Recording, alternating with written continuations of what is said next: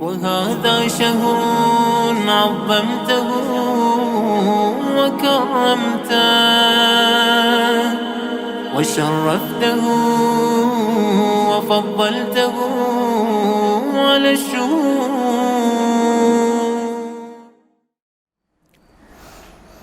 اعوذ باللہ من الشیطان الرجیم. بسم اللہ الرحمن الرحیم. الحمد للہ رب العالمین، والصلاة والسلام علی سیدنا و نبینا و حبیب الہنا و طبیب نفوسنا ابی القاسم المصطفیٰ محمد، اللہم صلی علی محمد وعلی آلہ الاطیبین الاطہرین المنتجبین المطہرین المعصومین المظلومین الہداة المہدیین والہماة المستضعفین، لا سیما بقیت اللہ فی الارضین، ولعنۃ اللہ علی اعدائہم من الآن الی یوم الدین، ولا حول ولا قوة الا باللہ العلی العظیم.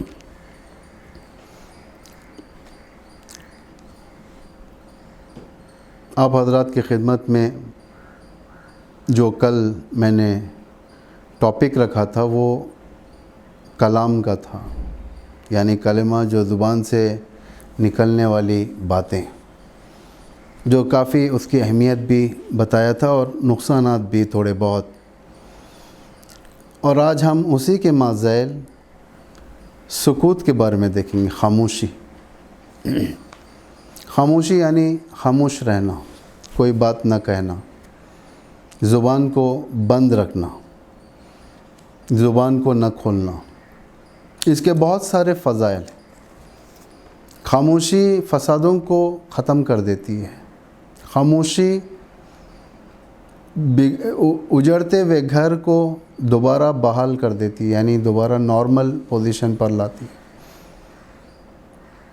کبھی جھگڑے ہو جاتے ہیں ماں باپ کے درمیان، شوہر اور زوجہ کے درمیان، جو زیادہ تر ایسے جھگڑے ہوتے ہیں جو شوہر اور زوجہ کے درمیان.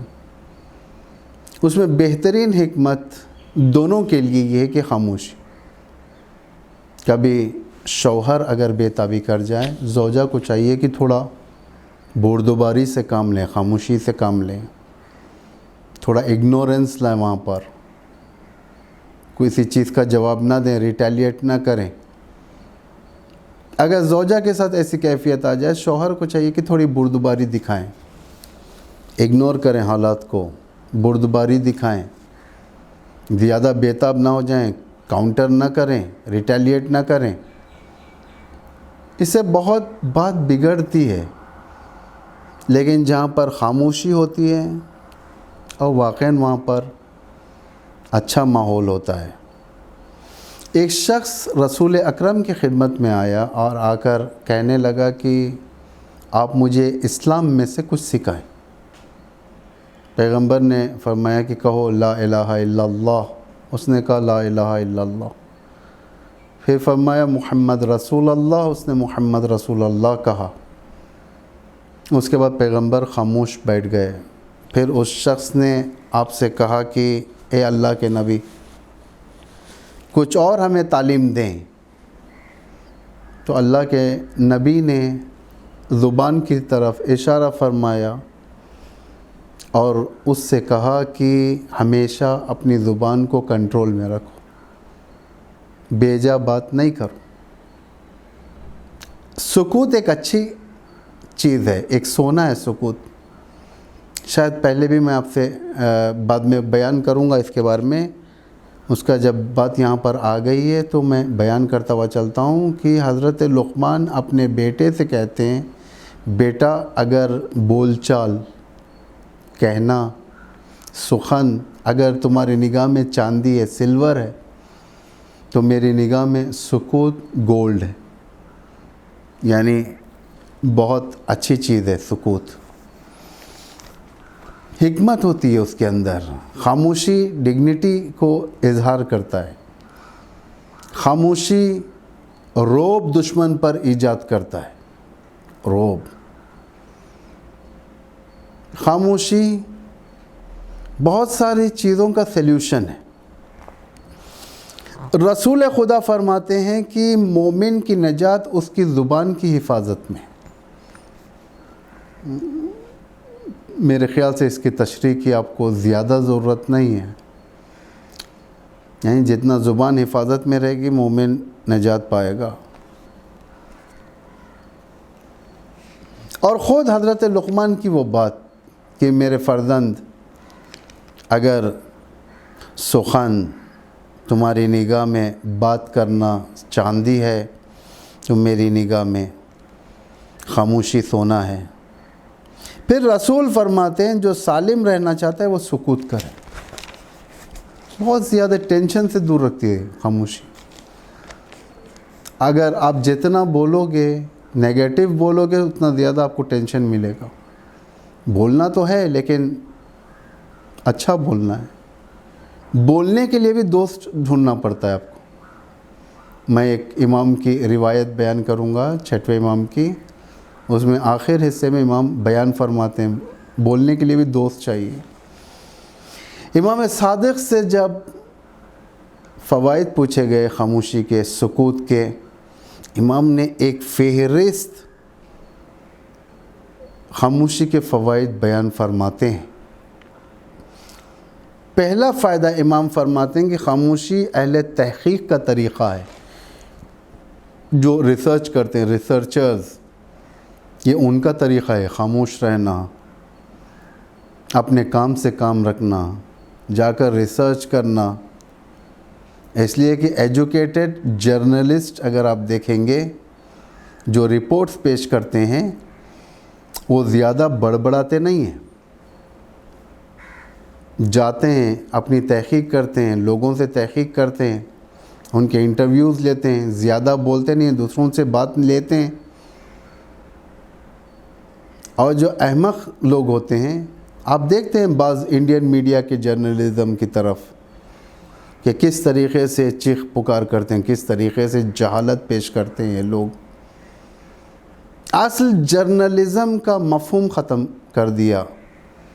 کبھی ایسا لگتا ہے کہ ٹیلی ویژن کے اس چینلز کے اندر کورٹس بیٹھے ہوئے ہیں کہ ایک آدھے گھنٹے کے اندر انسان کو سزا سنا کر اڑ جاتے ہیں بغیر تحقیق کے، بغیر ریسرچ کے۔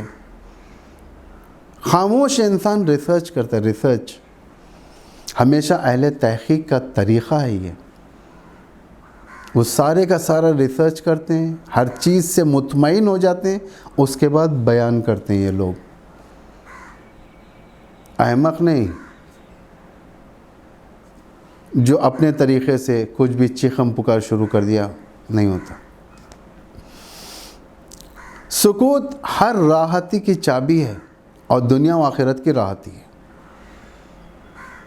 بےتاب انسان جو مشکلات میں رہتا ہے، کس بنا پر مشکلات میں رہتا ہے؟ ان کنٹرول ٹاکس کی وجہ سے۔ جو کنٹرول کے بغیر ٹاکس کر دیتا ہے، ڈیفیمیشن اس کے اوپر ہو جاتا ہے، پولیس میں کیس ہو جاتا ہے اس کے لیے، پریشانی، گھر والوں کو پریشانی، لوگوں میں نفرت بڑھتی ہے۔ پھر وہی جیسا آج آپ دیکھ رہے ہو دنیا کے اندر، لوگوں میں نفرت بڑھتی ہے، لوگوں کے اندر سے اس کی اہمیت ختم ہوتی ہے، معاشرہ اسے ترک کرنے لگتا ہے۔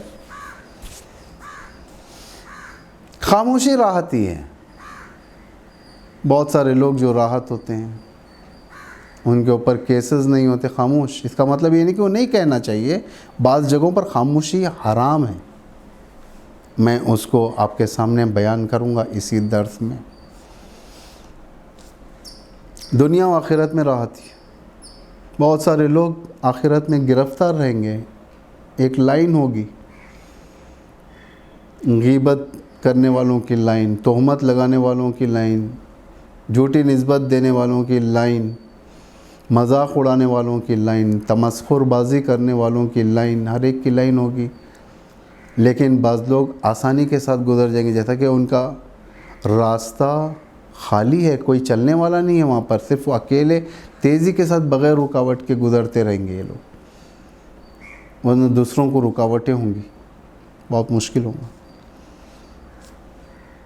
تیسرا فائدہ یہ ہے روز قیامت انسان کا حساب کم ہوگا۔ جیسا کہ اوپر والے جتنی باتیں اگر آپ کیلکولیٹ کریں گے، اس سے خود یہ رزلٹ نکلتا ہے کہ قیامت میں ہم بچیں گے اگر ہم اپنی زبان کو کنٹرول میں رہیں گے۔ چوتھا فائدہ زبان کے کنٹرول کا، خطاؤں اور لغزشوں سے محفوظ رہتا ہے انسان، خطا نہیں کرتا۔ میں نے امام کی وہ حدیث جو آپ کے سامنے بیان کیا تھا کل، امام فرماتے ہیں کہ من کثر کلامہ کثر خطاؤہ، جو زیادہ کلام کرتا ہے، بات چیت زیادہ کرتا ہے، جو زیادہ بڑبڑاتا ہے، بات چیت نہیں بڑبڑانا، جو لوز ٹاک زیادہ کرتا ہے وہ خطا زیادہ کرتا ہے۔ جو خطا زیادہ کرتا ہے اس کی حیا کم ہوتی ہے، جس کی حیا کم ہوتی ہے اس کا تقوی ختم ہوتا ہے، جس کا تقوی ختم ہو جاتا ہے اس کا دل مردہ ہو جاتا ہے، اور جس کا دل مردہ ہو جاتا ہے وہ جہنم میں چلے جاتا ہے۔ خاموشی خطاؤں اور لغزشوں سے انسان کو محفوظ رکھتی ہے، وہ اسٹڈی کرتا ہے دوسروں کو، اسے عادت ہوتی ہے، اسے ایکسپیرینس ہوتا ہے۔ خاموشی، اگر جاہل خاموش ہے تو اس کے لیے پردہ ہے، یعنی اس کے عیبوں کو چھپانے کا پردہ ہے۔ اگر عالم خاموش ہے اس کے لیے زینت ہے، وہ دونوں کی خاموشی کا فرق ہے اس میں۔ جاہل اگر خاموش رہے گا گویا اس نے عیب کو چھپایا ہے، اس کا عیب چھپا ہوا ہے جب تک وہ خاموش ہے،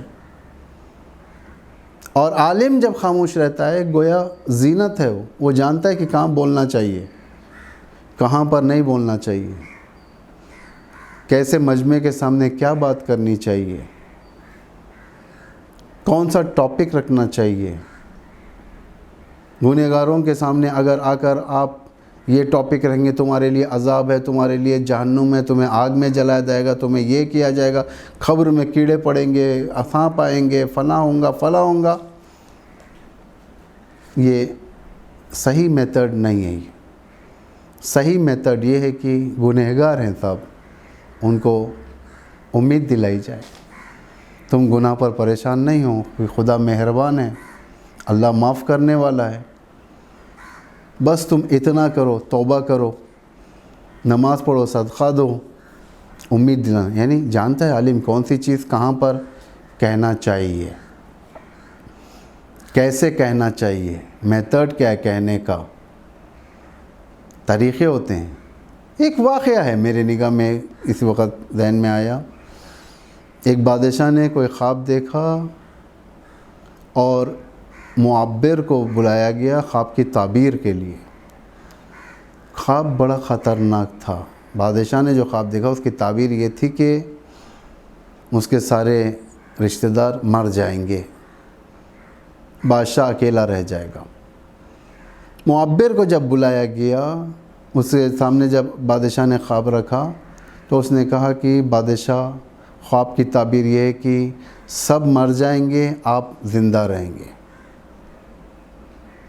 یعنی اچھا نہیں لگا بادشاہ کو، اس کے بیوی مر جائے، اس کے بچے مر جائے، اس کے رشتہ دار مر جائے، اچھا نہیں لگا، سخت برہم ہوا۔ اس نے کہا کہ دوسرے تو پہلے بعد میں مریں گے، پہلے تو مرے گا، یعنی بات پسند نہیں ہے۔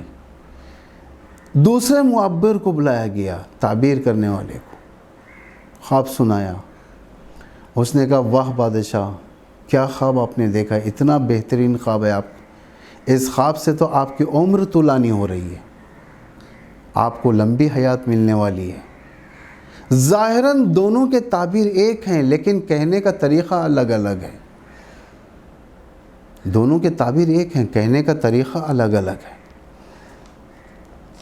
یعنی یہ عالم جانتا ہے کہنے کا طریقہ کیسے ہونا چاہیے۔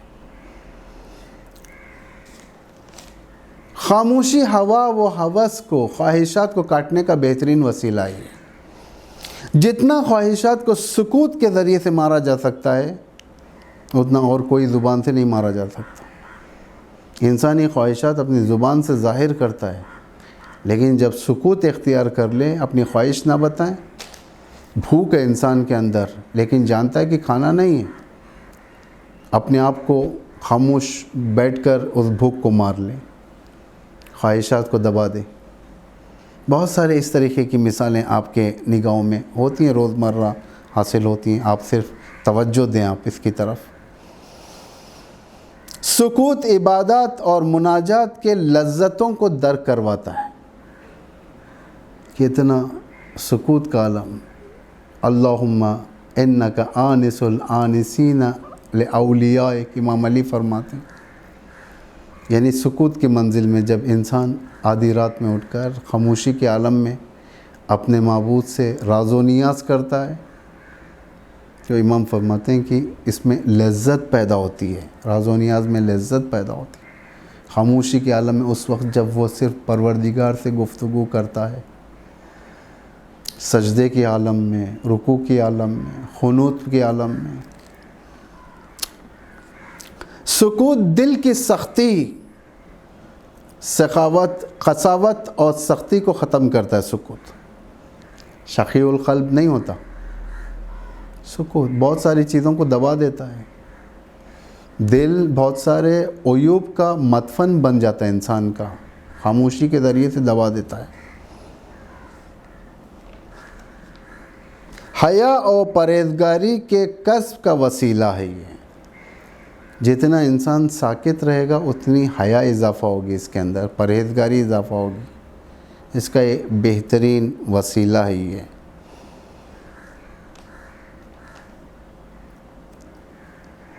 سکوت انسانی فہم اور عقل کو رشد دیتا ہے، اس کا ذہن تیز ہوتا ہے، فہم یعنی سوچ اس کی اچھی ہوتی ہے۔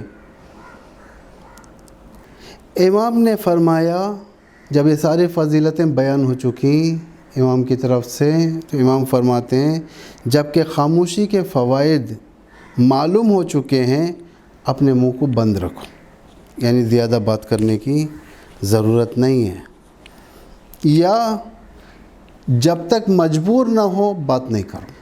جب مجبور ہو بات کرنے کے لیے تو بات کرنے میں کوئی حرج نہیں ہے، یا کوئی مل جائے جو خدا کی راہ میں اس سے بات ہو سکے، اس سے گفتگو ہو سکے۔ بتائے امام نے کس سے بات کرنا چاہیے، خدا کی راہ میں بات کرو، اس سے بات کرو جو صحیح لاجیکل آدمی ہو، جسے گفتگو برابر ہو۔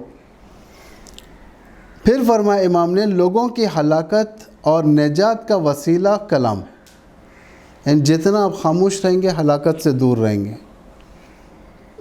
اچھے سخن کی توفیق کی طرف۔ پھر امام فرماتے ہیں مبارک ہو اس پر جس کو توفیق ہو اچھے اور برے سخن کی، جسے توفیق ہو جائے اچھے بات کرنے کی۔ اچھا بات کرنا توفیق الہی ہے، اسی لیے قرآن نے بھی اشارہ کیا ہے پروردگار کی طرف دعا کے مرحلے میں کہ دعا کرو کہ ہم اچھی طریقے سے بات کیا کریں۔ لسان صدق جسے قرآن نے کہا ہے، یعنی سچی زبان ہو، ورنہ بات کرنے کا فائدہ نہیں ہے اگر سچی زبان نہ ہو۔ سکوت انبیاء الہی کے اخلاق میں سے ہے، جو کوئی کلام بیجا نہیں کر سکتے، ارزش رکھتا ہے کلام۔ ہر جا سکوت، خاموشی جائز نہیں ہے۔ آپ یہ سمجھیں گے کہ ہر جگہ میں خاموش رہوں گا، نہیں ہے، جائز نہیں ہے۔ ظلم کے برابر خاموشی بڑا گناہ ہے۔ آپ دیکھ رہے ہو ظلم ہو رہا ہے تو آپ کو چاہیے کہ ظلم کے خلاف آواز اٹھائیں۔ اگر ظلم و ستم دیکھیں تو اپنی چپی کو توڑیں، آواز بلند کریں، دوسروں کے سامنے جا کر ظلم کے بارے میں آگاہ کریں، دوسروں کو اٹھائیں، ظالم کے خلاف اٹھائیں، ستم کے خلاف اٹھائیں۔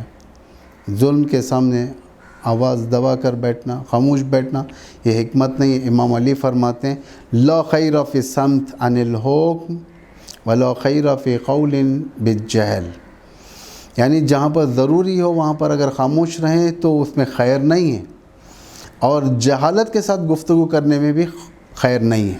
اس لیے ظلم کے خلاف آواز اٹھانا چاہیے۔ اگر کوئی نابینا کو دیکھے کہ جا رہا ہے گڈھے کی طرف، اسے نہ روکے، خاموش بیٹھے رہے، یہ خاموشی ظلم ہے، یہ اسے بچایا نہیں، اسے دلدل میں گرنے دیا۔ آخری بات، امام رضا علیہ السلام فرماتے ہیں عاقل انسان کی 3 علامتیں، ایک بردباری، دوسرا دانش علم، اور تیسرا خاموشی، یعنی عاقل انسان کی علامتوں میں سے جس کے پاس علم ہوگا وہ زیادہ خاموش رہے گا۔ امید رکھتے ہیں انشاءاللہ خداوند ہمیں بھی توفیق دے عبادتوں کرنے کے لیے اور زیادہ خاموش رہنے کے لیے۔ والسلام علیکم ورحمۃ اللہ وبرکاتہ۔